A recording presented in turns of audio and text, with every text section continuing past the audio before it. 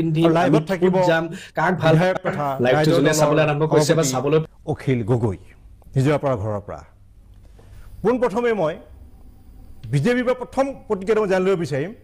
যে নিৰ্বাচনী প্ৰস্তুতি আৰম্ভ হৈ গৈছে নেকি কাম কাজ তেওঁলোকৰ গোটেই হেৰিয়াত জিতুমণি বৰা ডাঙৰীয়া ভাৰতীয় জনতা পাৰ্টিৰ বৰ্তমান আমাৰ সাংগঠনিক উৎসৱ চলি আছে আমি সমগ্ৰ দেশত বুথ পৰ্যায়ৰ এতিয়া আমাৰ নিৰ্বাচন প্ৰক্ৰিয়া সমাপ্ত হৈছে বুথ সভাপতি আৰু আমাৰ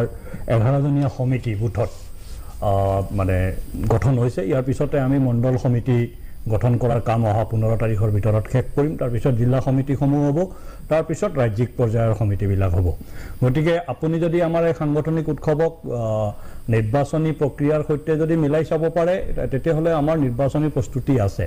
আমাৰ নেতৃত্বই আমাক সদায় কয় 24/7 নিৰ্বাচনৰ কাৰণে সাজু থাকিব লাগে আমি ৰাজনৈতিক দল হিচাপে সকলো সময়তে আমাৰ সকলো কাৰ্যকৰ্তা নিৰ্বাচনৰ মুখামুখি হ'ব পৰাকৈ আমি প্ৰস্তুত থাকোঁ আৰু আমাৰ কাৰ্যালয়সমূহ আমি ঠিক তেনেকৈ সজাই পৰাই তুলি ৰাখোঁ যাতে আমি যেতিয়াই তেতিয়াই যিকোনো সময়ত যিকোনো নিৰ্বাচনৰ কাৰণে আগবাঢ়ি যাব পাৰোঁ গতিকে ৰাজনৈতিক দল হিচাপে আপুনি যদি কয় যে নিৰ্বাচনৰ কাৰণে সাজুনে এটা শব্দত মই যদি কওঁ আমি সাজু নিৰ্বাচন যিকোনো সময়ত যিকোনো প্ৰাৰম্ভিক আপোনাৰ মন্তব্য মই অন্যতম প্ৰধান বিৰোধী দল ৰাতুল কলিতাৰ পৰা জানিব বিচাৰিম কংগ্ৰেছ কি পৰ্যায়ত আছে পিছত কথা পাতিম মই কিন্তু প্ৰথমতে জানিছোঁ চমুকৈ চাওক কংগ্ৰেছ দল সম্পূৰ্ণৰূপে সাজু বৰ্তমান আমি পঞ্চায়ত নিৰ্বাচনৰ বাবে আমি দলটোক আমি সাজু কৰি ৰাখিছোঁ বা সাজু হৈছে আৰু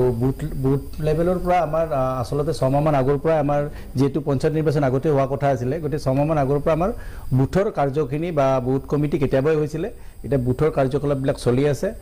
সম্পূৰ্ণৰূপে আমি সাজু আৰু পঞ্চায়ত নিৰ্বাচনৰ কাৰণে স্পেচিয়েলি আপোনালোকে দেখা পাব পঞ্চায়ত নিৰ্বাচনত এক বেলেগ ফলাফল দেখা পাব মানে সম্পূৰ্ণৰূপে নিৰ্বাচনৰ বাবে সাজু 100% সাজু মই চিন্ময় পৰা ৰাইজৰ দল মই এটা চমুকৈ কাৰণ উখিল গগৈৰ পৰা মই প্ৰতিক্ৰিয়া ল'বই লাগিব হয় আমি ৰাইজৰ দলেও যোৱা নৱেম্বৰ মাহটো সাংগঠনিক মাহ হিচাপে লৈছিলোঁ ঘোষণা কৰিছিলোঁ আৰু অসমৰ ইমূৰৰ পৰা সিমূৰলৈ একেবাৰে শদিয়াৰ পৰা ধুবুৰীলৈকে অসমৰ বিভিন্ন জিলাত আমাৰ সাংগঠনিক কাৰ্যসূচীবিলাক হৈ গৈছিল আৰু প্ৰতিটো দিনতে আমাৰ সভাপতি ডাঙৰীয়া এইবিলাক কাৰ্যসূচীত জনজাগৰণ সভা বা আমাৰ দলীয় কাৰ্যসূচী বা আমাৰ যোগদান কাৰ্যসূচী এইবিলাকত তেখেত ব্যস্ত আছিল আৰু ডিচেম্বৰ মাহটো আমি সদস্য ভৰ্তি মাহ হিচাপে ঘোষণা কৰিছিলোঁ আৰু সদস্য ভৰ্তিৰ প্ৰক্ৰিয়া আমাৰ ইতিমধ্যে আৰম্ভ হৈ গৈছে আৰু ডিচেম্বৰ মাহতো আমাৰ একাধিক্ৰমে বহুকেইখন যোগদান সভা আছে প্ৰতিদিনে আছে বুলি ক'ব লাগিব বিভিন্ন জিলাত হৈ গৈছে কালিও আমাৰ গোসাইগাঁও জিলা সমিতিখন গঠন হৈছে নতুনকৈ পূৰ্ণাংগ ৰূপত ঠিক তেনেকৈ সদায় দৈনন্দিন আমাৰ কাম কাজখিনি গোটেই কাম কাজ ধন্যবাদ মই এতিয়া অজাপৰে মই জনাত কিছুমান সভা সমিতি কৰি আছে প্ৰচাৰটো কম হৈছে বুলি কৈছে কেনেকুৱা ধৰণৰ আমি প্ৰচাৰ কৰা নাই আমাৰ সাংগঠনিক তৎপৰতা চলি আছে এইটো এটা ৰাজনৈতিক দল যেতিয়া নিৰ্বাচনী প্ৰস্তুতি থাকিবই ইভেন এই অহা মাহতো যদি নিৰ্বাচন ঘোষণা হয় এটা কথা ক'লোঁ তথাপিও নিৰ্বাচনটো আমি অৱতীৰ্ণ হ'ব লাগিব সেই প্ৰস্তুতি আমাৰ আছে সেইটো লৈ আমি বিশেষ ভবা নাই আমাৰ সাংগঠনিক কাম কাজ চলি আছে এতিয়া মই নিজেই কালি মই গাঁৱৰ পৰা আহিলোঁ প্ৰায় 10 দিনমান মই গাঁৱতে আছোঁ আমাৰ তেনেকৈ আমাৰ কেইজনমান মানুহক আমি গোটেই 126টা সমষ্টি বুলি মই আপোনাক কৈ নিদিওঁ কাৰণ সিমান একেবাৰে ইমান বিস্তৃত সংগঠন আমাৰ এতিয়ালৈকে হৈ উঠা নাই সময় লাগিব কিন্তু নিৰ্দিষ্ট কেইজনমান মানুহক আমাৰ এটা ইংগিত দিয়া হৈছে সেইকেইজন মানুহ নিজৰ নিজৰ জেগাত সমষ্টিত কাম কৰি আছে ধন্যবাদ এতিয়া যোৱা প্ৰায় 2 মাহ এটা ৰাজনৈতিক দলৰ যি ধৰণৰ তৎপৰতা লাগে যিটো ৰঞ্জিত শৰ্মাই কৈছে 24/7 ইলেকশ্যন মুডত থাকে ৰাজনৈতিক দলৰ স্বাভাৱিক হয় এই আগ্ৰাসনটো আমি অখিল গগৈৰ ক্ষেত্ৰত দেখা পাইছোঁ অখিল গগৈৰ যিটো ৰাজনৈতিক তৎপৰতা যিটো ৰাজনৈতিক আগ্ৰাসন সৰ্বত্ৰ চৰ্চিত হৈছে কংগ্ৰেছে কেতিয়াবা বেয়াও পাইছে তেওঁলোকৰ সমষ্টিটোৰ প্ৰচাৰ চলোৱা জাকিৰ হুছেইন ছিকদাৰে কৈছে মোৰ সমষ্টিটোৰ প্ৰচাৰ চলাইছে ধন্যবাদ জনাইছোঁ কিন্তু অখিল গগৈৰ যিটো আগ্ৰাসন যিধৰণে প্ৰচাৰ চলাইছে কালিও মানে কি কৈছে যে 7 তাৰিখে সভাটো কৈছে যে আমি এ গ্ৰেড দিছে কেতিয়াবা এটা সমষ্টিত যে আমাৰ এইকেইটাত ভাল এতিয়া গতিকে সেই হিচাপে ভাগ কৰিছে অত্যন্ত প্ৰফেশ্যনেল মই অখিল গগৈৰ পৰা জানিব বিচাৰিম যে নিৰ্বাচন এবছৰৰ মাজত তাৰে 6 মাহ নিৰ্বাচনী যুঁজ বাগৰ চলে প্ৰায় 6 মাহে খালি আছেগৈ জানুৱাৰীৰ পৰা জুন গোটেই যিটো পৰিৱেশ পৰিস্থিতি অসমৰ এই সম্পদ এগৰাকী বিধায়ক হিচাপে যিহেতু ৰাইজৰ মাজতে আছে আপুনি কি ক'ব মানে গোটেই অসমখন যদি আমি চাওঁ তেতিয়াহ'লে যোৱা মাহটো মই নৱেম্বৰ মাহটোত 100% একদিনো ঘৰত নথকাকৈ 100% মই ৰাইজৰ মাজত আছিলোঁ উজনিৰ পৰা নামনিলৈ বৰাকৰ পৰা ব্ৰহ্মপুত্ৰলৈকে সকলো ঠাইলৈকে গৈছিলোঁ আৰু এই গোটেই অঞ্চলবিলাক যেতিয়া ভ্ৰমণ কৰিছিলোঁ তেতিয়া এটা বস্তুত নিশ্চিত হৈছোঁ যে মানুহে বিচাৰিছে যে বিজেপি দলক 2026 চনত আমি হৰুৱাব লাগে সকলো মানুহে কৈছে সেয়া চৰকাৰী চাকৰিয়াল হওক অথবা সেয়া ব্যৱসায়ী হওক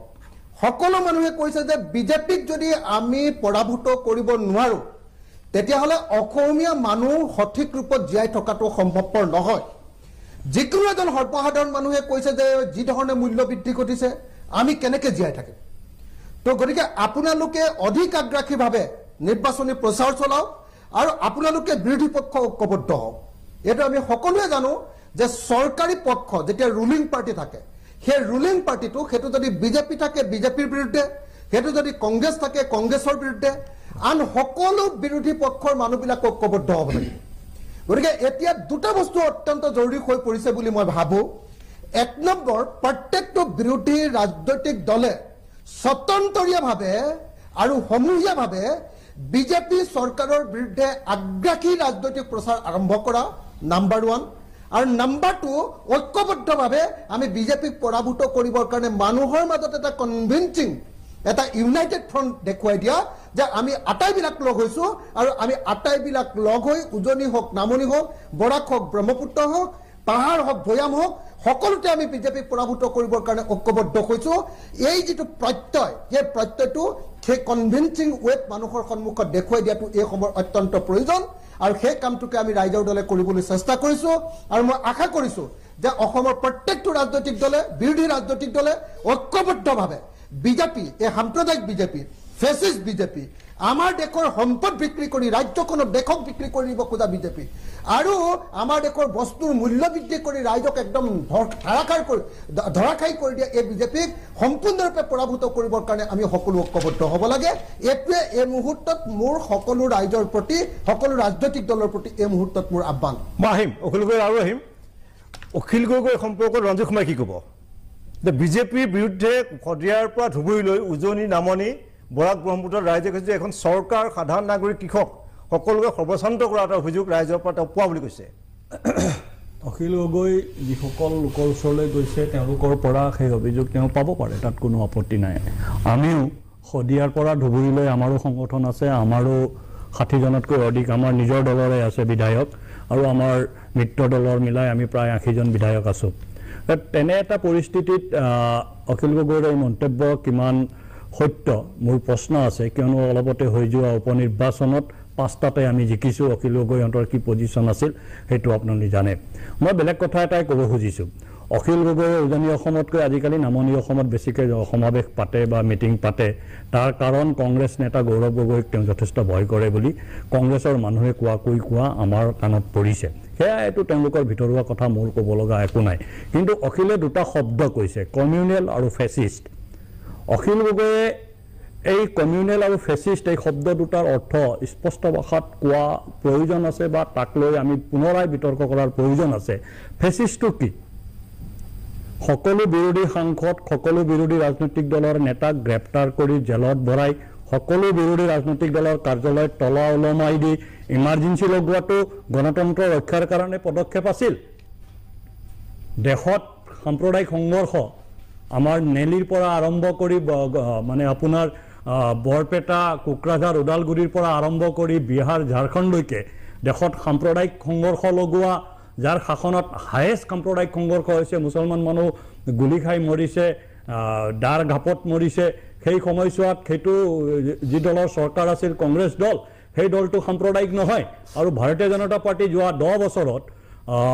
এটাও সাম্প্ৰদায়িক সংঘৰ্ষ হ'বলৈ দিয়া নাই দেশত অসমততো হোৱাই নাই আৰু সবকা সাথ সবকা বিকাশ মন্ত্ৰৰে প্ৰত্যেকটো জাতি জনগোষ্ঠীৰ সৰ্বাংগীন উন্নয়নৰ কাৰণে কাম কৰা দলটো ফেচিষ্ট হৈ গ'ল সাম্প্ৰদায়িক হৈ গ'ল আৰু গণতন্ত্ৰক ভৰিৰে মোহাৰি সংবিধানক 90 বাৰতকৈ বেছিবাৰ নিজৰ দলৰ অনুকূলে সংশোধন কৰি ৰাজনীতি কৰা কংগ্ৰেছ দল গণতান্ত্ৰিক হৈ গ'ল এইটো কেনেধৰণৰ কথা কৈছে অখিল গগৈ মই এইটো অখিল গগৈ নিশ্চয় উত্তৰ দিব মই এতিয়া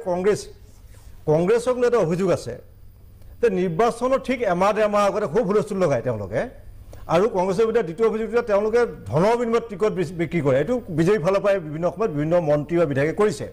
যাৰ কাৰণে তেওঁলোকে এই যে ধাৰাবাহিক যিটো পৰাজয় ধাৰাবাহিক যিটো ব্যৰ্থতাৰ সন্মুখীন হৈছে আৰু তেওঁলোকে তৃণমূল পৰ্যায়ত সংগঠন নাই কি ক'ব? নাই চাওক, প্ৰথম কথাটো হৈছে কি, দিনত হ'লে গৌমাতা, ৰাতি হ'লে গৌকাটা নীতিৰে যি সাম্প্ৰদায়িক বিহবাস্প বিয়পায় বিজেপিয়ে আমাৰ অসমৰ মানুহখিনিক, সমগ্ৰ ভাৰতবৰ্ষৰ মানুহখিনিক যি ভাগ ভাগ কৰি পেলায়, এই যিটো একনায়কত্ববাদী, স্বেচ্ছাচাৰী আৰু দুৰ্নীতি ভ্ৰষ্টাচাৰী যিখন চৰকাৰ, এই চৰকাৰখন ওফৰাবৰ কাৰণে কিন্তু সমগ্ৰ অসমবাসী এতিয়া মানে ৰেডি হৈ আছে, একেবাৰে সাজু হৈ আছে। আৰু লগতে মুখ্যমন্ত্ৰীৰ লগত হৈ বাই থকা মাত্ৰ এজন দুজন মন্ত্ৰী আৰু মুখ্যমন্ত্ৰীৰ পৰিয়ালৰ এই যে এখনৰ পিছত এখন চাহ বাগিচা কিনা, এই যে কৃষকৰ মাটি মানে বেআইনীভাৱে ক্ৰয় কৰি ঔদ্যোগিক ভূমিলৈ ৰূপান্তৰ কৰি মানে নিজে যিটো মানে গোটেই অসমখন মানে একেবাৰে এফালৰ পৰাই গিলি ল'ব খোজা যিটো মানে এক ভয়ংকৰ এটা কথা কৈ লওঁ, ঠিকে আছে অভিযোগটো, কিন্তু জনজাগৰণৰ ক্ষেত্ৰত কংগ্ৰেছৰ কোনো ধৰণৰ তৃণমূল পৰ্যায়ত কোনো ব্যস্ততা নাই, সেই কথাটো লাগিব না। মই কৈছোঁ এই যিটো এই আটাইতকৈ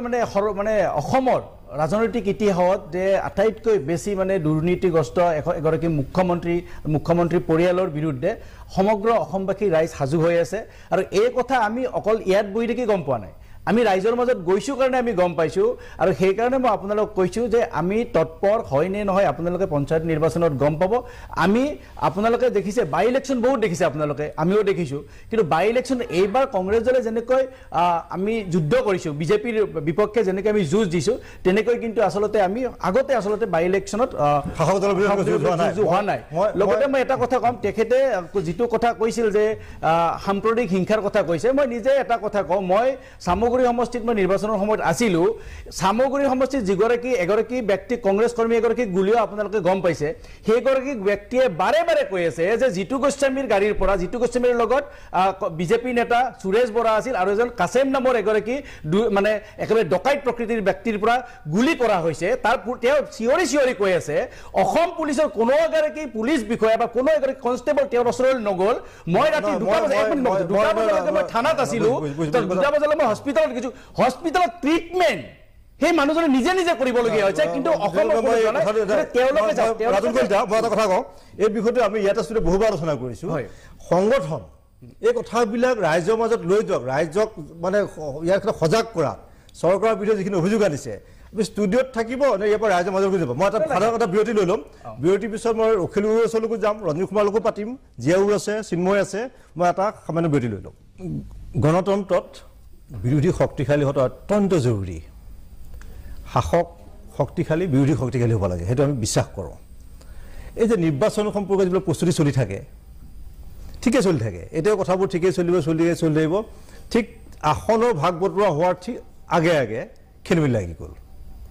এখেতক কিন্তু কংগ্ৰেছো কম জগৰীয়া নহয় দেই, মই কৈ দিওঁ। আৰু বিৰোধীৰ এইপিনে চাব, 2021 বিধানসভা নিৰ্বাচন, তাৰপিছত আহিল ৰাজ্যসভা নিৰ্বাচন, ৰাষ্ট্ৰপতি নিৰ্বাচন, আকৌ 2024 লোকসভা নিৰ্বাচন, বৰপেটা সমষ্টিক লৈ অচল অৱস্থা, আকৌ উপ নিৰ্বাচন, বিহালীক লৈ একে অৱস্থা। মানে বাৰে বাৰে ফাউল খেলি আছে।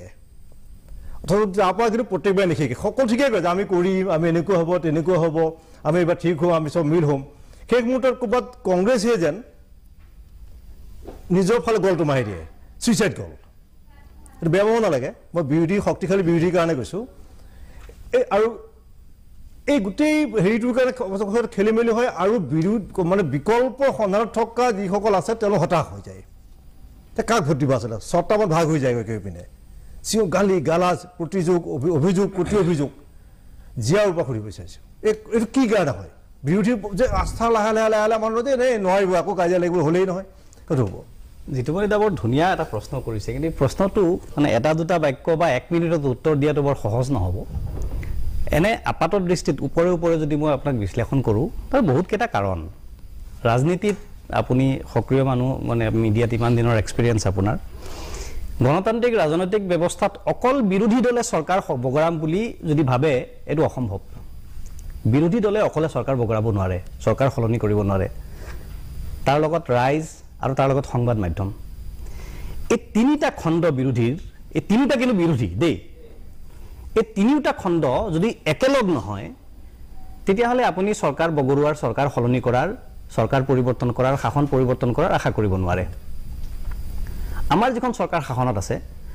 তেওঁলোকে নীতি নিষ্ঠাটো নায়েই তেওঁলোকে কেনেকৈ গণতান্ত্ৰিক ব্যৱস্থা সংবিধানক পদাঘাত কৰিছে সততা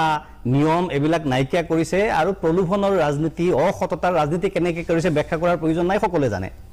বিধায়ক কিনা বেচাৰ পৰা আৰম্ভ কৰি ৰাইজ কিনা বেচালৈকে এতিয়া ৰাইজৰ মই এতিয়া এইকেইদিন গাঁৱত ঘূৰি ফুৰিছোঁ কিছুমান কথা গম পাইছোঁ মানুহে আমাক স্পষ্টভাৱে কয় যে চাওক এতিয়া আমি বিজেপিৰ বিৰুদ্ধে নকওঁ কেলে নকওঁ এই কিবা কিবি অলপ পাই আছোঁ না মানে আমি কথা ক'লেই মানুহে আমাক আমাৰ বস্তুবোৰ কাটি দিব সুবিধাবোৰ কাটি দিব আমি যেতিয়া কিন্তু ক'ব লাগে তেতিয়া কম ইলেকশ্যন আহক আপোনালোকে চাব ইলেকশ্যনৰ সময়ত কিন্তু আমি বিজেপিক ভোট নিদিওঁ আমি বিজেপিৰ তীব্ৰ বিৰোধী এতিয়া কৈছে আমি মই নিজৰ অভিজ্ঞতাটো উপনিৰ্বাচনৰ পিছত মই নিজৰ অভিজ্ঞতাটো উপনিৰ্বাচনৰ পাছৰ এতিয়া অফ লেট এতিয়া 3 নম্বৰ যেটো কম্পোনেন্ট মই আপোনাক কৈছো সংবাদ মাধ্যম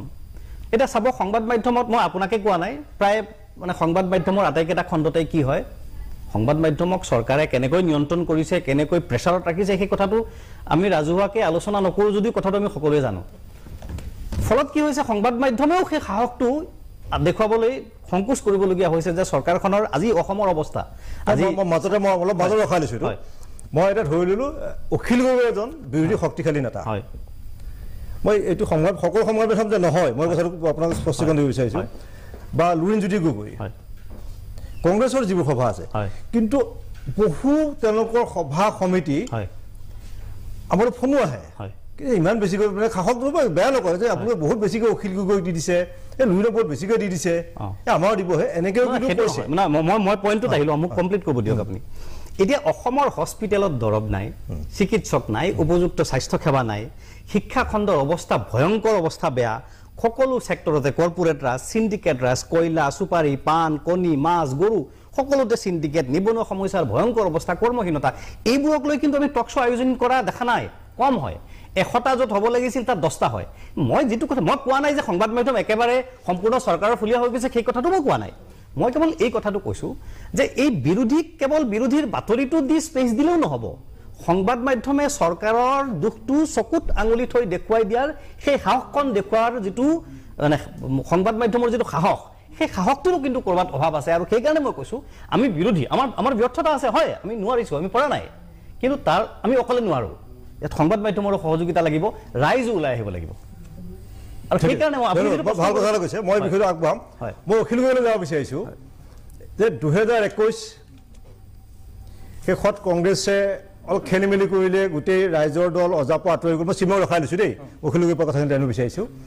তাৰপিছত আহি গ'ল ৰাষ্ট্ৰপতি নিৰ্বাচন তাৰপিছত আহি গ'ল ৰাজ্যসভা নিৰ্বাচন তাৰপিছত 24ৰ বৰপেটা লোকসভাক লৈ পেলাই হ'ল তাৰপিছত 24ৰে আকৌ বিহালীক লৈ তাৰমানে ইটোৰ পিছত সিটো ভুলৰ পুনৰাবৃত্তি হৈ আছে কথাখিনি ঠিকে আগবাঢ়ে যে সেই মুহূৰ্তত কংগ্ৰেছে যেন ক'ৰবাত এনেকুৱা স্থিতি লৈ তেওঁলোকে এই কথাখিনি বুজাব পৰা নাই যিদৰে বিজেপিয়ে আমি তেওঁলোক শাসক দল হ'লেও কিছুমান কথা আমি এনেকুৱা ধৰণৰ যে অগপ UPPL তিৱা ঐক্য মঞ্চ ৰাভা সংঘ বিভিন্ন জাতি জনগোষ্ঠীক লৈ পেলাই তেওঁলোকে এটা মিত্ৰতা লৈ আগবাঢ়ি লৈ গৈছে মিত্ৰতাটো ঠিক মতে আগবাঢ়ি গুচি গৈছে কিন্তু প্ৰাৰ্থিত্বক লৈ ক'তো কেতিয়াও হাই কাজিয়া চিঞৰ হোৱা নাই কিন্তু বিৰোধীৰ সদায় ক'ৰবাত এটা খেলি মেলি হৈ আছে এইটো যে আগন্তুক 26ৰ বিধানসভা নিৰ্বাচনত পুনৰাবৃত্তি নহ'ব যেটো আপুনি কৈছে যে আপুনি দেখাই পাইছোঁ আমি যে তৃণমূল পৰ্যায়ত গৈ আপুনি ৰাজহুৱা সভা সমিতি কৰি আছে আপুনি এই সম্পৰ্কত নিশ্চয় দিব পাৰিবনে মানে এটা কথা একেবাৰে আপুনি সঁচা কথা কৈছে যে 2021ত আমি বিশ্বাসঘাতকতাৰ বলি হলো ৰাজ্যসভা আৰু ৰাষ্ট্ৰপতি নিৰ্বাচনতো অসমৰ মানুহ বিশ্বাসঘাতকতাৰ বলি হ'ল আৰু হসাকে বিৰোধী পক্ষৰ বিধায়কৰ পৰা বিশ্বাসঘাতকতাৰ বলি হ'ল তাৰ পাছত আমি খুব ভাল পৰিৱেশ এটা আহিলে যে এবাৰ আমি লোকসভা নিৰ্বাচনত বিশেষকৈ ৰাইজৰ দলে আমিতো একেবাৰে স্যাক্ৰিফাইস কৰি দিলো তো তাৰ পাছতো CPI এমক এখন আসন এৰি দিয়াৰ কথা আছিল ডিফুট এখন আসন এৰি দিয়াৰ কথা আছিল হেতু নেৰিলে তাৰ ফলস্বৰূপে কি হ'ল যি ধৰণৰ এটা ক্লাইমেক্স আহিব লাগিছিল বিৰোধী ৰাজনীতিৰ হেতু নাহিলে তথাপিও আমি দেখিলো যে আমি কংগ্ৰেছ ৰাইজৰ দল আৰু অসম জাতীয় পৰিষদ মূলত এই তিনিটা পাৰ্টিয়ে লগ লাগি কিন্তু আমি লোকসভা নিৰ্বাচনত যথেষ্ট ভাল খেলিলো যথেষ্ট ভাল প্ৰতিদ্বন্দ্বিতা দিলো আৰু চাৰিওফালে উজনিৰ পৰা নামনিলৈকে মানুহৰ মাজত এটা হাৱা আহি গ'ল যদিও বিজেপিয়ে 11খন আসনত জিকিলে কিন্তু আসল বিষয়টো মানুহৰ মাজত চৰ্চাৰ বিষয়টো হৈ গ'ল যে যোৰহাটত বিজেপি হাৰিলে তো মানুহৰ মাজত চৰ্চাটো আহি গ'ল যে ধুবুৰীত ব্যাপক ৰূপত আটাইতকৈ বেয়া ৰূপত AIDF হাৰিলে মানুহৰ মাজত চৰ্চা আহি গ'ল যে নগাঁৱত আমি হৰুৱাই দিলোঁ মানে মানুহৰ মাজত এটা আশাৰ বতৰ আহি গৈছিলে যে বিজেপিক হৰুৱাবৰ কাৰণে বিৰোধী ঐক্যবদ্ধ হৈছে আৰু বিৰোধী ঐক্যবদ্ধ হৈ বিজেপিক হৰুৱাব পাৰে এই আশা মানুহৰ মাজত আহি গৈছিলে কিন্তু সেই আশা যেতিয়া আহিলে কংগ্ৰেছ দলে আকৌ তেওঁলোকৰ আগৰ পুৰণি ৰূপটো 2021 চনত আমাক যিটো বিশ্বাসঘাতকতা কৰিছিলে সেই একে পুৰণি ৰূপটোলৈ তেওঁলোক ঘূৰি গুচি গ'ল পুৰণি ৰূপটোলৈ ঘূৰি গুচি গৈ এবাৰ আকৌ তেওঁলোকে অকলে খেলাৰ সিদ্ধান্ত ল'লে আৰু অকলে খেলাৰ সিদ্ধান্ত লোৱাৰ লগে লগে অসমৰ মানুহৰ মাজত ব্যাপক এটা হতাশাই দেখা দিলে তো দেখা গ'ল যে 5-0ত আমি হাৰি গ'লো 5-0 5-0ত হৈ গ'ল যেটো সময়ত আমি দেখিছিলোঁ যে লোকসভা নিৰ্বাচনৰ পাছত বিজেপিৰ বিৰুদ্ধে মানুহৰ ক্ৰমাগত ক্ষোভ বৃদ্ধি পাইছিলে আৰু মানুহে বিজেপিক হৰুৱাবৰ কাৰণে ঐক্যবদ্ধ হ'বলৈ সিদ্ধান্ত লৈছিলে আৰু মই খাটাংকে মোৰ নিজৰ অভিজ্ঞতাৰ পৰা ক'ব পাৰোঁ যে উপনিৰ্বাচনত যদি আমি একলগ হ'লোহেঁতেন অন্তত 4খন আসনত আমি বিৰোধী এবাৰ জিকিলোহেঁতেন কিন্তু কংগ্ৰেছ দলে এবাৰ আকৌ বিৰোধী ঐক্যমঞ্চৰ মাজত বিভাজন আনি তেওঁলোক আঁতৰি গৈ এবাৰ আকৌ বিজেপি দলক সুযোগ দি দিলে কিন্তু এতিয়া দেখিছো যে একেবাৰে শেহতীয়াকৈ যেতিয়া এবাৰ আমি 5-0ত হাৰিলো বিৰোধী পক্ষ যেতিয়া হাৰিলো এবাৰ আকৌ কংগ্ৰেছ দলৰ মাজত এটা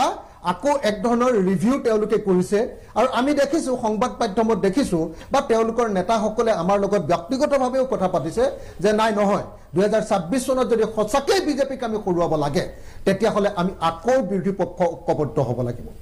মই এটা কথা আপোনালোকক সকলোকে এটা কথা কৈ দিওঁ যে যদি চৰকাৰী পক্ষক হৰুৱাব লাগে সেই চৰকাৰী পক্ষ বিজেপিয়ে হওক বা সেই চৰকাৰী পক্ষ কংগ্ৰেছৰে হওক বা সেই চৰকাৰী পক্ষ আন কোনো দল হেতু যদি তৃণমূল কংগ্ৰেছো হয় তেতিয়াহ'লে বিৰোধী শক্তিসমূহ ঐক্যবদ্ধ হোৱাটো এসেনশিয়াল অপৰিহাৰ্য আৰু সেইকাৰণে যদি অসমত সঁচাকৈ বিজেপিক হৰুৱাব লাগে তেতিয়াহ'লে আমি বিৰোধী দলবিলাক সকলো ঐক্যবদ্ধ হ'ব লাগিব আৰু সেই পৰিৱেশ আমাৰ মাজত আহিছিল এতিয়া সেই পৰিৱেশ অহাৰ পাছত কংগ্ৰেছে আমাক বিশ্বাসঘাতকতা কৰিলে কংগ্ৰেছে অলপ গণ্ডগোল কৰিলে কংগ্ৰেছে বিজেপিক চান্স দি দিলে বিজেপিক আমি যথেষ্ট সুবিধা দি দিলোঁ যাৰ ফলস্বৰূপে উপনিৰ্বাচনত আমি হাৰিলোঁ বিজেপিয়ে যথেষ্ট ভাল কৰিলে গতিকে এই গোটেই পৰিৱেশটোৰ পাছত এতিয়া আমাৰ মাজত সকলোৰে মাজত উপলব্ধি আহিছে যে আমি ঐক্যবদ্ধ নহ'লে নহ'ব তো সেইকাৰণে আমি এতিয়া বাৰম্বাৰ কৈ আছোঁ বাৰম্বাৰ আকৌ আপুনি যিটো প্ৰশ্ন বাৰম্বাৰ পকাই সুধি আছে যে আকৌ 26ত আকৌ গণ্ডগোল হ'ব নেকি যদি 26ত আকৌ যদি গণ্ডগোল হ'ব নালাগে এবাৰ মূল কথাটো হ'ল যে আমি 26ৰ আগতে 2025ৰ প্ৰথম ভাগতে বা 2024ৰ শেষৰ ভাগতে আমি সিদ্ধান্ত ল'ব পাৰিব লাগিব যে 26ৰ ইলেকশ্যনত কোনে কিমানখন আসনত নিৰ্বাচনত প্ৰতিদ্বন্দ্বিতা কৰিম বিৰোধী পক্ষৰ পিনৰ পৰা এই সংখ্যাটো দেই কেণ্ডিডেট কোন হ'ব এইটো বেলেগ কথা কিন্তু এই সংখ্যাটো যাতে পিছত কাজিয়া নহয় যে কংগ্ৰেছে ইমানখনত খেলিব আৰু বাকি বিৰোধী শক্তিবিলাকে ইমানখনত খেলিব এই কথাটো আমি প্ৰথমতে ঠিক কৰি ল'ব লাগিব নাম্বাৰ 1 নাম্বাৰ 2 যাতে কাজিয়া আমাৰ মাজত আকৌ নহয় তাৰ কাৰণে এখন কমন মিনিমাম প্ৰগ্ৰেম যে এই কথাকেইটা আমি যদি চৰকাৰ কৰোঁ এই কথাকেইটা আমি কৰিম আৰু এই কথাকেইটাৰ পৰা এই নীতিগত সিদ্ধান্তৰ পৰা আমি ইফাল নহওঁ যদি এই দুটা বস্তু আমি ঠিক কৰি ল'ব পাৰোঁ 2026ত আমি বিজেপিক হৰুৱাব পাৰিম 100% মোৰ বিশ্বাস আছে মই কৈছোঁ যে মই সকলো ঠাইলৈ গৈছোঁ এবাৰ উপনিৰ্বাচনত যে আপোনালোকে যদি নিৰ্বাচনটো পঞ্চায়ত এবাৰ দেখিব আপোনালোকে উপনিৰ্বাচনত এবাৰ মই দুটা বাক্য কৈ লওঁ উপনিৰ্বাচনত যদি এবাৰ বৰাক উপত্যকাৰ আসনখনত যদি চাই বৰাক উপত্যকাৰ আসনখনত আপোনালোকে দেখিবলৈ পাব যে পুৰণি বাঙালী মানুহবিলাকে এবাৰ বিজেপিক ভোট দিয়া নাই অসমৰ মানুহে ভাবি থাকে যে গোটেই বাঙালী মানুহবিলাকে বিজেপিৰ পক্ষত কিন্তু মাত্ৰ 8 নে 9 হাজাৰ ভোটত এবাৰ জিকিলে কি কয় আপোনাৰ বৰাক উপত্যকাত কি কাৰণে কাৰণ তাৰ স্থানীয় থলুৱা যিবিলাক বঙালী মানুহ সেই মানুহবিলাকে বিজেপিৰ পৰা আঁতৰি গ'ল এবাৰ আমি দেখিবলৈ পাইছোঁ যে সামগ্ৰী বিধানসভা সমষ্টিটোত খিলঞ্জীয়া অসমীয়া ভাষী মানুহবিলাকে এবাৰ কংগ্ৰেছক ভোট দিছে আৰু আপোনাৰ কি কয়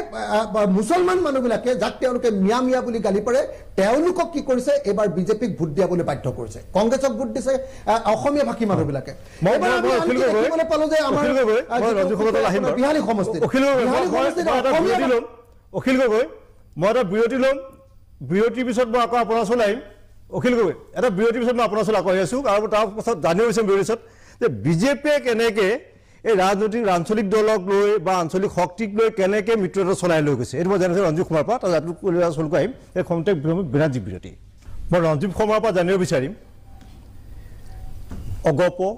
UPPL তিৱা ঐক্য মঞ্চ ৰাভা হাছঙকে ধৰি আঞ্চলিক দলসমূহক লৈ পেলাই বিজেপিয়ে এই 10 বছৰৰ সময়ত দ্বিতীয়টো কাৰ্যকাল শেষ হ'বলৈ ধৰক 10 বছৰ আৰু এই যিটো জোটবন্ধন ইমান সুন্দৰকৈ লৈ গৈছে কোনো ধৰণৰ বিতৰ্ক নোহোৱাকৈ এই কাৰণটো কি চাওক জোটবন্ধন সুন্দৰকৈ লৈ গৈছে সেইটো ইম্পৰ্টেণ্ট নহয় এই জোটবন্ধন যিবিলাক বিষয়ৰ ওপৰত আধাৰ কৰি হৈছিল অখিল গগৈ কৈছে যে কমন মিনিমাম প্ৰগ্ৰেম এইটো অখিলৰ ভাষাত অখিল গগৈ কৈছে আমি আমাৰ ভাষাত কম মানে আপোনাৰ জোটবন্ধন হোৱাৰ পূৰ্বে যেতিয়া বড়ো আন্দোলন হৈ আছিলে বা মিচিংসকলে যেতিয়া আন্দোলন কৰি আছিল আমাৰ লগত জোটবন্ধনত নাছিলে আমাক বিৰোধ কৰিছিলে কিন্তু আমি সেই জনজাতীয় নেতৃত্বৰ লগত সঘনাই সম্পৰ্কত আছিল আমাৰ নেতৃত্ব তেওঁলোকৰ ওচৰলৈ গৈছিল সাংগঠনিকভাৱে গৈছিল আমাৰ বিচাৰ পৰিবাৰৰ মানুহ গৈছিল আমি গৈছিলোঁ আমি তেওঁলোকৰ লগত কথা পাতিছিলোঁ সহযোগী হৈছিলোঁ আমি মিচিং আন্দোলনৰ সহযোগী আছিলোঁ আমি বড়ো আন্দোলনত সহযোগী আছিলোঁ আমি প্ৰত্যেকটো আন্দোলনত প্ৰত্যেকটো দাবীত আমি সহযোগী আছিলোঁ আৰু সেই সহযোগটো কোনো দেখাবৰ কাৰণে নাছিলে মুকলিকে আছিলে আমি কাৰো লগত ৰাতি কথা নাপাতিছিলোঁ পোনপটীয়াকৈ পাতিছিলোঁ বৃহৎ নদী বান্ধত সহযোগী আছিলে নে নাই মানে অখিল মই মাজতে নদী বান্ধ বিৰোধী মই কম আপুনি মাজতে নামাতিব আৰু কা যে বাংলাদেশী অনাৰ সিদ্ধান্তটোত আপোনালোকৰ সহযোগী আছিলে নে নাই নাই কেইটা আহিলে আপুনি মাজতে কিয় নাই অতুল বৰাক নাই এইটো যদি বন্ধ নকৰে মই তেতিয়ালৈ নকওঁ আৰু লোকসভাত যে মই তেওঁ কৈ থাকোঁতে মাজত চিঞৰা নাই নাই আপুনি বিধায়কে এনেকৈ ক'লে মই নকওঁ বাধ্য কৰিলে হয় মই নকওঁ অখিল আপুনি কৈ থাকক বিদেশী আন্দোলন কৰি অসম গণ পৰিষদ হৈছিলে সেই বিদেশী আনিবৰ কাৰণে যে বাধ্য কৰিলে আৰু তাত যে ভোট দিবৰ কাৰণে বাধ্য কৰিলে অসম গণ পৰিষদত মানে অসম গণ পৰিষদৰ যে এতিয়া অকল আকাৰটোহে আছে যেনে তেনে স্কেলিটনটোহে আছেগৈ আৰু স্কেলিটনটো অসম গণ পৰিষদটো যে খাই পেলালে সেইটোতো হয় নহয় জানো মই এইটো যাম অখিল গগৈ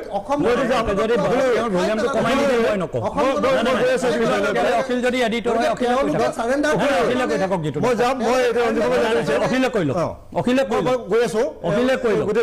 গণতান্ত্ৰিক আচৰণ নাজানে টকটোৰ বিহেভিয়াৰ নাজানে হেৰি কওক তেওঁ যদি গণতান্ত্ৰিক আচৰণ নাজানে তেতিয়াহ'লে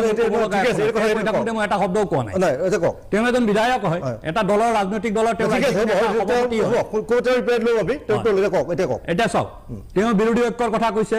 2019 চনৰ 9 ফেব্ৰুৱাৰীৰ দিনা এই অখিল গগৈহঁতৰ নিচিনা যিমান মানুহ আছিল চব কেলকাতা ব্ৰিগেডত এক হৈ পেলাই কৈছিল বিজেপি কৰোৱাম বুলি সেই দিনটোৰ পৰা আজিলৈকে আজি অখিল গগৈ গাদ্দাৰ বুলি কৈ আছে কাক কৈ আছে ভাৰতীয় জনতা পাৰ্টিক কৈ আছে নেকি অখিল গগৈ গাদ্দাৰ বুলি কংগ্ৰেছক কৈ আছে আৰু সেই গাদ্দাৰৰ কুলাত বহিবৰ কাৰণে ব্যাকুল হৈ আছে this is the nature of the alliance Akhil গগৈহঁতে গণতন্ত্ৰ ৰক্ষাৰ কাৰণে যিটো এলায়েন্সৰ কথা কৈ আছে সেই এলায়েন্স হ'ল গাদ্দাৰৰ লগত মিলি গাদ্দাৰী কৰিব বিচাৰিছে অখিল গগৈ গাদ্দাৰ বুলি কাক কৈছে ভাৰতীয় জনতা পাৰ্টিক কোৱা নাই নহয় ভাৰতীয় জনতা পাৰ্টিয়ে গাদ্দাৰী কৰা নাই অখিল গগৈ গাদ্দাৰী কৰিছে কংগ্ৰেছ দলে এতিয়া ক'ব পাৰিম নে মই কমপ্লিট কৰা নাই কংগ্ৰেছ দলে অখিল গগৈ গাদ্দাৰী কৰিছে আৰু সেই কংগ্ৰেছ দলৰ কুচত বহিবৰ কাৰণে অখিল গগৈ হাহাকাৰ কৰি আছে সেইটো হ'ল তেওঁলোকৰ এলায়েন্সৰ মিনিমাম কমন প্ৰগ্ৰেম সেইকাৰণে এলায়েন্স সফল নহয় ৰাইজে সেই কথাটোক বুজি পায় আমি চাওঁ মই আপোনাক কৈছো নাই সন্মানেৰে আজি অসম গণ পৰিষদ দলত তেওঁলোকৰ আভ্যন্তৰীণ গণতন্ত্ৰ আছে আজি প্ৰমোদ বড়ো অখিল গগৈ ক'লে নহ'ব নহয় চব কথা অখিল গগৈ অসমৰ আদৰ্শটোক নাইকিয়া কৰি না আজি তেওঁলোকে কাৰো ৰাজনীতি আজি আপুনি ক'লে নহ'ব অখিল গগৈ ডাঙৰীয়া আপুনি অসম গণ পৰিষদৰ সভাপতি নহয় আপুনি অসম গণ পৰিষদৰ সভাপতি বিটিএডিত ইলেকশ্যন খেলিব 6 মাহৰ পিছত বিটিআৰত ইলেকশ্যন আছে আপুনি আহিব সমস্যা আপুনি 6 মাহৰ পিছত বিটিআৰত ইলেকশ্যন আছে আপুনি আহিব ইলেকশ্যন খেলিবলৈ আপুনি 6 মাহৰ পিছত বিটিআৰত ইলেকশ্যন আছে 6 মাহৰ পিছত বিটিআৰত ইলেকশ্যন ইলেকশ্যন খেলক মই প্ৰস্তাৱন জনাইছো আপোনাক মোক এটা কথা এটা এনচিএল জিকাই দেখুৱাই দিয়ক বিটিআৰত ৰাইজৰ দলে কি আছিল আপোনালোকৰ নাই যে বাংলাদেশীক অসমলৈ আনিম বুলি আপোনালোকৰ মিনিমাম প্ৰগ্ৰাম আছিলে নেকি? বাংলাদেশীক অসমলৈ আনিম বুলি কোৱাটো আপোনালোকৰ মিনিমাম এজনো বাংলাদেশী অহা নাই আপোনাৰ অপপ্ৰচাৰত মানুহ ভুল নাযায় এতিয়া আপোনালোকে এইবিলাক কথা কৈ থাকি লাভ নাই আপুনি লাভ নাই কথা কৈ থাকি লাভ নাই আপুনি কংগ্ৰেছক গাদ্দাৰী বুলি ক'ব আৰু কংগ্ৰেছৰ পিছত বহিবৰ কাৰণে হাহাকাৰ কৰিব জাতিৰ গাদ্দাৰ সেই নীতি আমাৰ নাই জাতিৰ গাদ্দাৰ আপোনালোক গাদ্দাৰ আপুনি গাদ্দাৰ আপোনালোকে জাতিক আপুনি গাদ্দাৰ কৰিছে শুনক আপোনাৰ নেতৃত্বত অখিল গগৈ আপোনাৰ নেতৃত্বত জনতা ভৱনৰ সন্মুখত জনজাতি যুৱকক তেল ঢালি জ্বলাই দিয়া হৈছে আপোনাৰ নেতৃত্বত জনতা ভৱনৰ সন্মুখত অসমৰ জনজাতি যুৱকক তেল ঢালি জ্বলাই দিয়া হৈছে আপোনাৰ দলে জ্বলাইছে জনজাতি যুৱকক আপোনাৰ দলে কেৰাচিন তেল ঢালি পেট্ৰল ডিজেল ঢালি গুৱাহাটীৰ ৰাজপথত জ্বলাইছে এই নেতা আপুনি কি কথা কয় আপুনি নাই কি কথা কয় অখিল গগৈ জনজাতি যুৱকক জ্বলোৱা মানুহ অখিল গগৈ জনজাতি যুৱকক অখিল গগৈ জ্বলাইছে দিছপুৰত গাদ্দাৰী কৰিছে আপুনি জনজাতি যুৱকক গাত তেল ঢালি আপুনি জ্বলাইছে নাই আপুনি সেই কথাটো অসমীয়া জাতিৰ গাদ্দাৰ আপুনি কৰিছে অসমৰ জনজাতিক আপুনি গাদ্দাৰী কৰিছে আপুনি দয়াঙৰ মানুহক গাদ্দাৰী কৰিছে আপুনি শিৱসাগৰৰ মানুহক গাদ্দাৰী কৰিছে আপুনি দয়াঙৰ মানুহক গাদ্দাৰী কৰিছে শিৱসাগৰৰ মানুহক গাদ্দাৰী কৰিছে আপুনি গাদ্দাৰ হয় আপোনাৰ যুৱকক জ্বলাই দিয়া হৈছে আপোনাৰ আপুনি অখিল গগৈ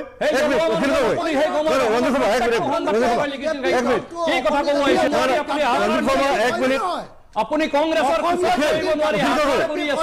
অখিল গগৈ আমোদজনক ঘটনা অসমৰ ৰাজনীতি এইটো সামান্য বিৰতি ল'ব কম সময়ৰ কাৰণে দেই আকৌ ঘূৰি আহিছোঁ মই প্ৰথম কংগ্ৰেছৰ ৰাতুলৰ পৰা জানিব বিচাৰিম যে কংগ্ৰেছত কিবা শাসক দলৰ প্ৰতিনিধি থকা এটা অভিযোগ আছে ধাৰাবাহিক ব্যৰ্থতা আপোনালোকৰ অবজাৰ্ভাৰেই হওক বা যিজন জিতেন্দ্ৰ সিঙেই হওক বা অভিযোগ দেই তাৰপিছত যে তেওঁক অবজাৰ্ভাৰ কৰি ৰাখিছে একেটা গতিতে চলি আছে বাৰে বাৰে গৈ ব্ৰেক ফেইল হয় তাৰপিছত কিয় হাইকমাণ্ডে এইটো নহয় এইটো কি ভাবে আপোনালোকে চাওক হাইকমাণ্ডৰ সিদ্ধান্তৰ কথা মই ইয়াতো ক'ব নোৱাৰিম আৰু ক'ব নোৱাৰিম ৰাজহুৱা অভিযোগ কিন্তু মই অলপ আগৰ কথাটো আপোনাক দুটামান কথা ক'ব লাগিব কাৰণ আপুনি কৈ আছে যে তেওঁলোকে এই মিত্ৰতা চলাইছে আপুনি কওক এজিপি বুলি দল অসমত আছে নেকি এজিপিৰ যিটো লক্ষ্য উদ্দেশ্য আছে সেই উদ্দেশ্য এতিয়া আছে নেকি এজিপিত অতুল বৰা কেশৱ মহন্ত লগতে মই এখেতক সুধিব বিচাৰিছো ৰঞ্জিত শৰ্মা সুধিছো তেওঁলোকে যেতিয়া 2014 চনৰ আগত কৈছিলে যে হিমন্ত বিশ্ব শৰ্মাক লুইজ বাৰ্জাৰ হাওদা কেলেংকাৰীৰ কেছত ৰঙা ফাইল উলিয়াই তেওঁলোকে জেলত পঠাম বুলি কৈছে সেই হিমন্ত বিশ্ব শৰ্মা ডাঙৰীয়াৰ নেগুৱাত তুলি তেওঁলোকে ৰাজনীতি কৰিছে তেওঁলোকে লাজ পাই নাপায় মই সুধিব বিচাৰো ৰঞ্জিত শৰ্মাই মানৱেন্দ্ৰ শৰ্মা হত্যাৰ গোচৰত হিমন্ত বিশ্ব শৰ্মাৰ নাম সাংসদক তোমালোকে জেলত পঠাম বুলি কৈছিলা সেই ইগৰাকী হিমন্তৰ নেগুৱাত তুলি ৰাজনীতি কৰিবলৈ তেওঁলোকে লাজ পাইছে সেইটো কথা মই অখিল গগৈ কৈছে কংগ্ৰেছক কংগ্ৰেছ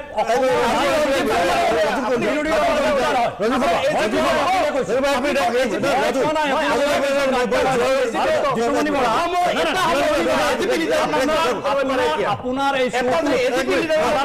কথা নকব শৰ্মা গোচৰত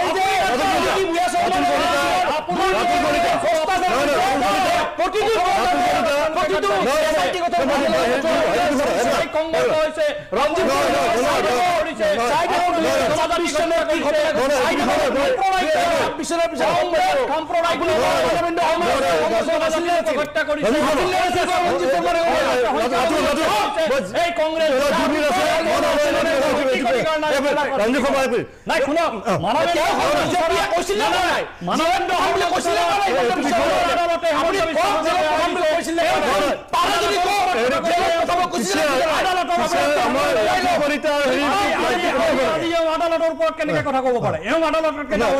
এইটো মানে ৰাতুল কলিতা মই বিষয়টো আমাৰ নহয় তেওঁ কৈছে এইটো বিষয় নহয় আলোচনাৰ বিষয় নহয় মই জীয়াও মই এক ৰঞ্জু শৰ্মা মই জীয়াও ৰহমানৰ পৰা জানিব বিচাৰিম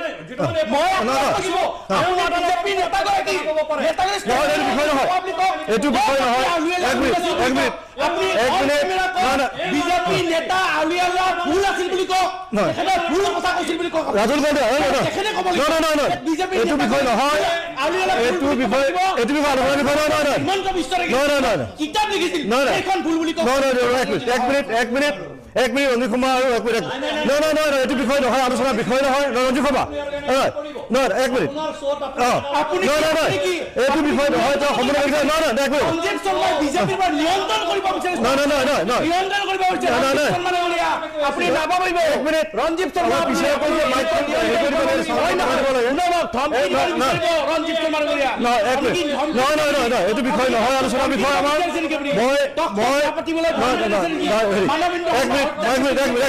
ৰাতুল কলিতা এক মিনিট এইটো ৰাতুল কলিতা এইটো মানে তেওঁৰ ব্যক্তিগত বিষয় এই বিষয়টো একো ৰঞ্জিত শৰ্মা এই বিষয়টো তেওঁৰ ব্যক্তিগত এইটো আমাৰ শ্বৰ বিষয় নহয় আলোচনাৰ বিষয় মই খালি আপোনাক শেষ এক মিনিট আছে এইটো বিষয় নহয় এই বিষয় মই এইটো বিষয় এইটো বিষয় আলোচনাৰ বিষয় নহয় আমাৰ এইটো বিষয় আলোচনা এইটো তেওঁ ব্যক্তিগত এইটো আমাৰ কোনো শ্বৰ কোনো সম্পৰ্ক নাই এক মিনিট ৰঞ্জিত শৰ্মা এক মিনিট এইটো বিষয় আমাৰ এই বিষয়টোৰ লগত শ্বৰ নহয় ৰঞ্জিত এইটো নহয় এইটো তেওঁৰ ব্যক্তিগত বিষয় এইটো বিষয় নহয় এক মিনিট ৰাতুল কলিতা এক মিনিট নহয় ৰঞ্জিত শৰ্মা এইটো নহয় এইটো নহয় এইটো বিষয় নহয়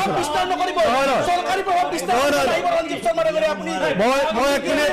এক মিনিট পিছৰ চাউণ্ডটো কমাই দিব লাগে এক মিনিট আছে চাউণ্ড কমাই দিয়া আছে এতিয়া মই ক'ব বিচাৰিছোঁ আমাৰ মূল বিষয় আছিল যে বিৰোধীয়ে কিয় উজুতি খাইছে বিৰোধীয়ে কিয় উজুতি খাইছে বিৰোধীয়ে কিয় ব্যৰ্থ হৈছে কংগ্ৰেছে ক'ত জোঁট লগাই দিয়ে শেষ মুহূৰ্তত প্ৰতিটো নিৰ্বাচনৰ সময়ত কংগ্ৰেছে অদ্ভুত কিছুমান যুক্তি দি পেলাই